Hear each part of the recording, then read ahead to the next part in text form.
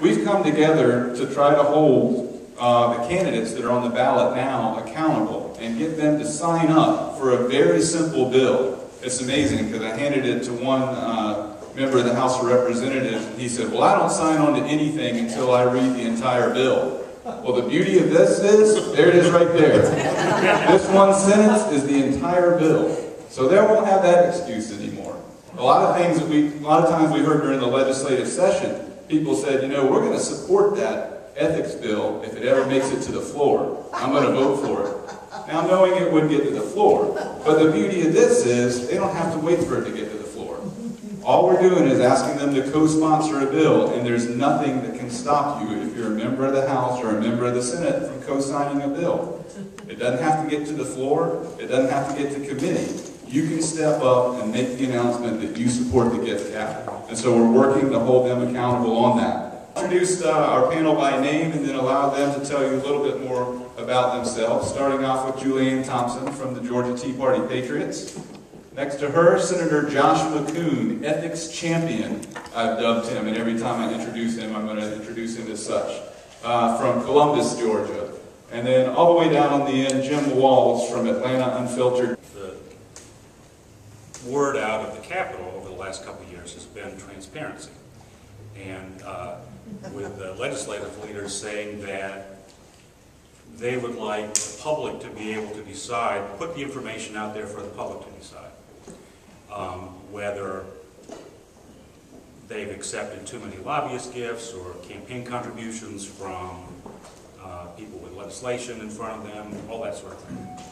And based on my work with the Center for Public Integrity, I felt like we don't really have true transparency in Georgia, so I've started what I've called the Georgia Transparency Project, where I'm trying to bring basically audit the financial disclosures of every member of the Georgia legislature. Tea Party Patriots, the Atlanta Tea Party, 31 other organizations, including other Tea Party groups, 912 groups, Georgia Right to Life, Georgia Conservatives in Action, Eagle Forum, Concerned Women for America, and every other conservative group you could think of in the state of Georgia, from across the conservative spectrum, from fiscal conservatives to social conservatives.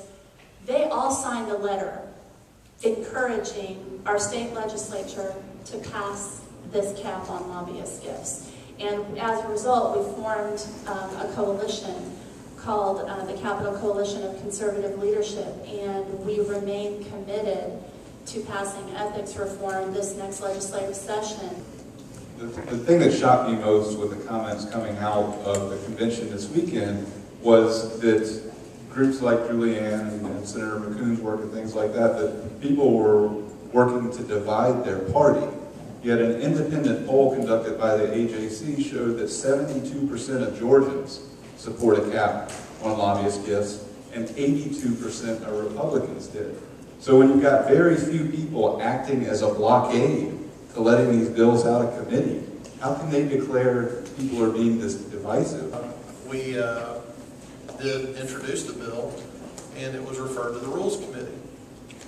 And we were never able to get a hearing on it. Didn't have any debate on it or any discussion, any formal discussion anyway. And a lot of people said to me, well, you know, that's just not an issue that's at the top of our agenda. We're concerned about the economy and jobs and other things, as if to say that those of us that are concerned about ethics aren't concerned about those issues. The argument that's been made that somehow if we have a $100 limit that is going to drive activity underground. You know, the people that I've met with and worked with in the legislature have a great respect for the law, since we're the ones coming up with it. And I don't think anybody down there is going to, you know, just flout the law. I mean, I think people are going to respect it if we in fact can get it passed. I've been told by one legislator, Julianne, you don't understand. The dinners that these lobbyists take us to cost far in excess of $100. And see, what's frustrating about this is we didn't say $100 per legislative session. We said $100 per legislator, per lobbyist, per day.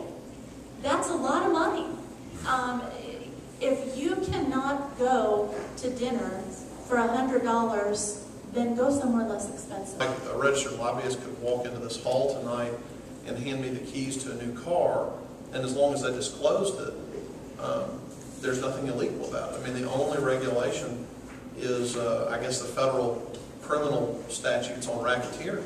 But in the 330 questions, the comprehensive report, what were some of the things, that kind of stuck out besides the fact that we don't have the limits on lobbyist gifts? What are some of the other things where we stand room for improvement? Well, I mean, a lot of the questions focused on accountability and public access to information.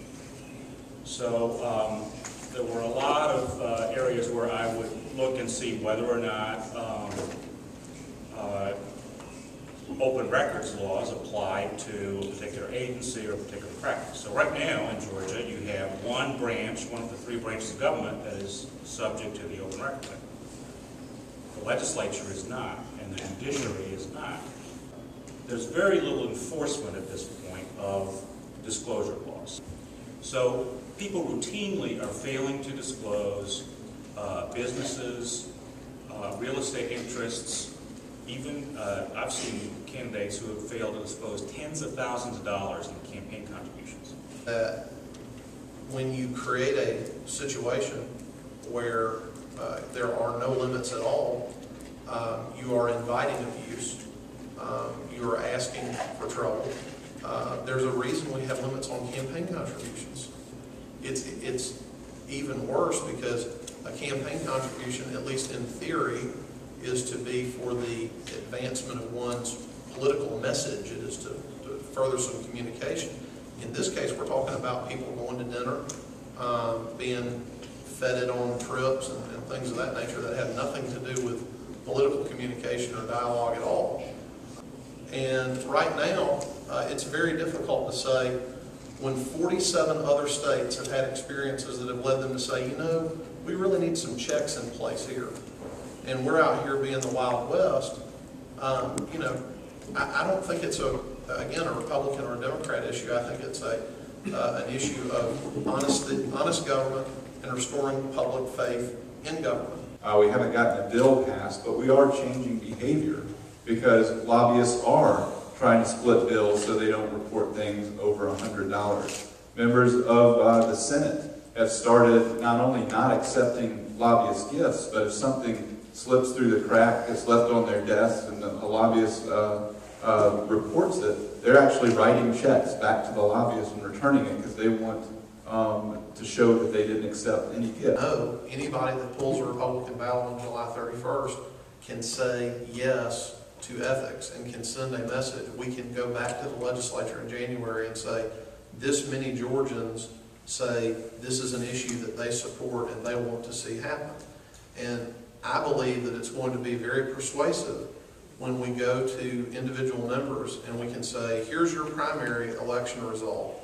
These are the people that nominated you to be a member of the General Assembly.